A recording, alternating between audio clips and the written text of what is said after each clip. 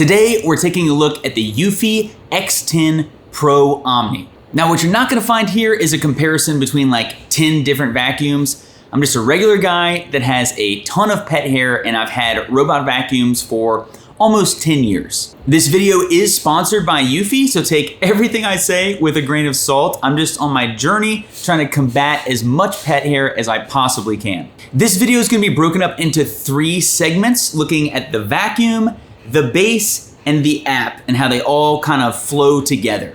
First up is the vacuum itself, and you're gonna notice right off the bat that it looks a little bit different than other vacuums on the market, and that this one has that D shape. So the front of it is more square, which I've found really helps it get into corners really well. It has its standard brush as well as that side brush, and the side brush along with the shape really help it to get into corners. It also has really strong suction. Now they are gonna advertise 8,000 pascals. It's really hard to quantify that without special tools, but it picks up the hair and the sand off of my floors and rugs and really makes the floor look great. One other huge selling point is that this thing also mops, and it does a great job, especially picking up like dried paw prints or things like that. It's not gonna pick up like a spill if you had a pitcher or something, you spilled onto the floor. Oh no, let's pull out the robot mop. It's much better at scrubbing the floor. So don't think of it as like, oh, it's gonna pick up liquid. You're really gonna want like a hand mop that has a sponge, because what you would be doing is soaking up that liquid, wringing it out somewhere, going back, soaking it up, and it's not designed to do that. No robot vacuum that I've seen on the market can mop like that. But it does do a great job mopping and picking up all kinds of dirt and everything that my dogs are tracking in. So much so that before I got robot mops, anytime I would clean up a spill with like a paper towel, I'd rub the floor, I'd turn that thing over, and it would be so gross. It'd be black. Now that I've got a robot mop, I can take that paper towel, rub it all over the floor as much as I want, lift it up, and it is very clean. This vacuum also has a trick up its sleeve in that it can actually mop along edges.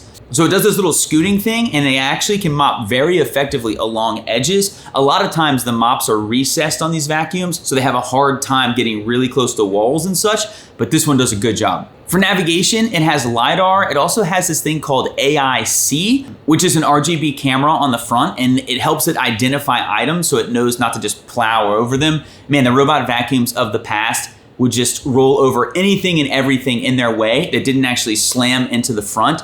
And it's wild how far we've come. And this vacuum is no exception. I put shoes down, I put cords down, all kinds of stuff down. It'll identify it, vacuum around it as close as it can get, and then keep on going, and it doesn't get stuck. One other note on the AIC, it's using that RGB camera, and it also provides its own light in low light situations so that it can identify objects and make sure that it doesn't just mow over them and get it stuck in its brush. One unsung thing about this vacuum is that it has very good threshold clearance. Our master bath is notorious just because of the height difference in the floors of robot vacuums getting stuck in that bathroom. Happens all the time. This one cruises right out with no issue, and that's a solid 3/4 inch threshold, and it happens to clear it without issue, which is awesome. These vacuums have also come a very long way on being quiet, and they utilize a few things to kind of cheat this a little bit. One, in general, they are quieter. And 2, they can turn up the suction and down the suction based on the floor that they're on. So this vacuum, when it's on carpet, it's gonna bump that suction up because it needs more suction to get that carpet clean. But when it's on hard floor, it bumps it down and is much quieter. This also helps save battery so that it can clean for longer. It also is smart enough to lift up its mops when it's going over carpet or rugs. It's got 12 millimeters of travel, so this thing will roll up onto a carpet, lift those mops up, and vacuum along the carpet, no problem. It gets off the carpet, it puts them back down, and can continue mopping. So you can mop and vacuum in the same run, or you can have it select just mop or just vacuum and a bunch of other stuff in the app that we'll get into. Possibly my favorite feature about this thing is that it automatically empties its dustbin and adds water so that it can keep mopping. What Eufy's trying to do here is provide an affordable alternative flagship, bundling all the features from robots that cost close to double as much as this one in a package that's less than $1,000. The MSRP on this is $800, and I'm sure if you stick around and look for sales, it'll go even lower. But one thing that I've noticed about this vacuum versus others is that the auto empty feature actually lets you set amounts of time when the robot will go back and auto empty. Other vacuums that I've had only do that when they're charging or when they're finished. And if you have a lot of dog hair, if you're doing a full home clean, you can actually fill that bin inside of the vacuum. And so it's not picking anything up while it's vacuuming until it goes and empties itself. So you can set every 15 minutes, 20 minutes, 30 minutes for this vacuum to go back, empty itself, and then keep vacuuming. And I can't stress how big of a deal that actually is, because it totally negates the size of the bin in the vacuum that you need. You don't even need to worry about it. Doesn't matter how big it is, because it's gonna empty itself as often as you say. You can also set in the app for it to kind of figure out how often it needs to go. So it'll smartly kind of figure out, hey, I ran yesterday versus today, or maybe I'm only running once a week, and it can adapt and figure that stuff out.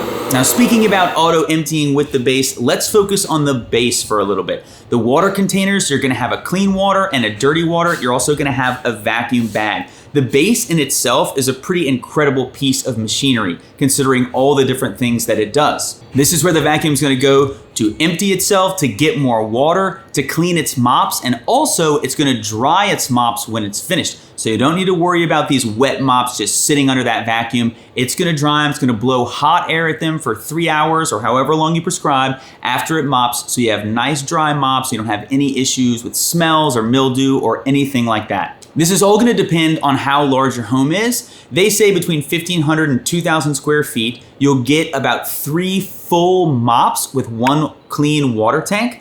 And also that vacuum bag, again, this is just gonna depend on if you have animals or something like that. For me, I'm gonna get much less time than someone who doesn't have animals and pet hair, because I have a German Shepherd who produces like multiple squirrels of fur per day. And even then I can get 3 to 4 weeks on one of those vacuum bags before I would need to replace it. Now let's talk about the app a little bit, because we've talked about the vacuum and the base, and this app really makes life easy.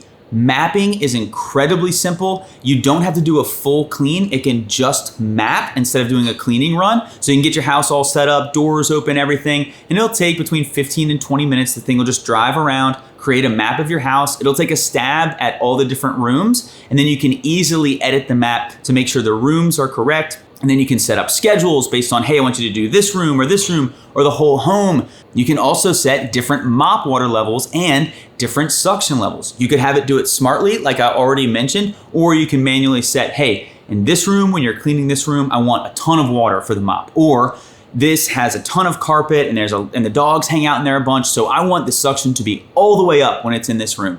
You can really get crazy with the customizability that this app has versus the cleaning surfaces. This is also the first robot vacuum app that I've seen that has a water level indicator in the app for your clean water, which is handy so you know if it's running out or not, so you know to refill it. So to wrap this up, if you're somebody who has an older robot vacuum or you're battling pet hair daily, then this is definitely a robot to consider. I can't stress enough the auto emptying feature. For us, coming from really old robot vacuums, that bin would fill up within the first 20 minutes of vacuuming, and then the rest of the house, it was almost worthless. Yes, it would run over everything, but it wasn't getting any of that pet hair into the bin itself. So I love the feature of being able to set, hey, every 15 minutes, go back to the base, empty out that bin, and then keep on vacuuming and mopping. Now, this is certainly not a long-term review by any means. I happen to make a lot of shorts, and so in the future, as I progress using this vacuum more and more, I will be making updated short-form content about this vacuum, kind of letting you know how things are going